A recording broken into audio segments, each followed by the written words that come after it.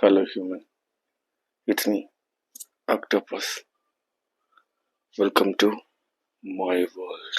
MLA Stephen Aruvikkara നിയോജക മണ്ഡലത്തിലെ റോഡുകളുടെ ശോചനീയാവസ്ഥയാണ് നിങ്ങൾ ഈ കാണുന്നത്. വീഡിയോ ജസ്റ്റ് ഒന്ന് കണ്ടു.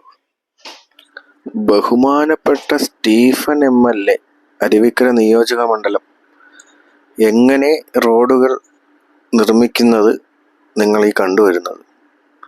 ഇതുവഴി റബ്ബറൈസ്ഡ് ടാറിങ്ങും റബ്ബർ പാൽ ഒഴിച്ചുള്ള ടാറിങ്ങും നമുക്ക് സൗകര്യമാണ്. വണ്ടികൾ എയറിലാണ് ഇതുവഴി പോകുന്നത്. അത്രയ്ക്കും ക്ലീനായിട്ടുള്ള ന്യൂയോർക്ക് നഗരത്തിൽ കാണപ്പെടുന്ന രീതിയിലുള്ള റോഡും ടാറിങ്ങുമാണ് നമ്മൾ കാണുന്നത്. കുറച്ചുകൂടെ മുന്നിലോട്ട് പോയി കഴിഞ്ഞാൽ അവിടെ വാട്ടർ തീം പാർക്കും അമ്യൂസ്മെൻറ്റ് പാർക്കും അതിൻ്റെ വണ്ടർലയും കൂടെ ചേർത്ത് വെച്ചുള്ളൊരു പ്രത്യേകതരം റോഡും കൂടെ നമുക്ക് കാണാൻ കഴിയും. അത് അരുവിക്കര നിയോജക മണ്ഡലത്തിൻ്റെ റോഡുകളിൽ ചിലയിടങ്ങളിൽ മാത്രം കണ്ടുവരുന്നതാണ്.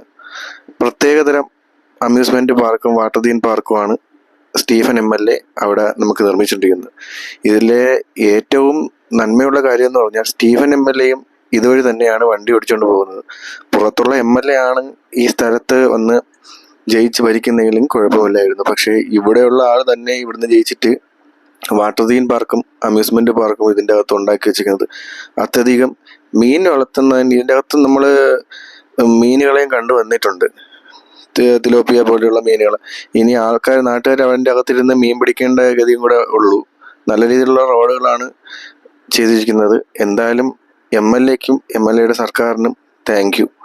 നിങ്ങൾ വിചാരിക്കും ഈ റോഡുകളിൽ ഉടനെ ടാർ പണി നടക്കുമെന്ന്. ഏകദേശം 1.5 വർഷമായിട്ട് റോഡിൻ്റെ അവസ്ഥ ഇത് തന്നെയാണ്. ഇത്തി ഓവറായി കാണുന്നതാണ് ഇപ്പോൾ. എന്തായാലും സ്റ്റീഫൻ MLAക്ക് നന്ദിയുണ്ട്.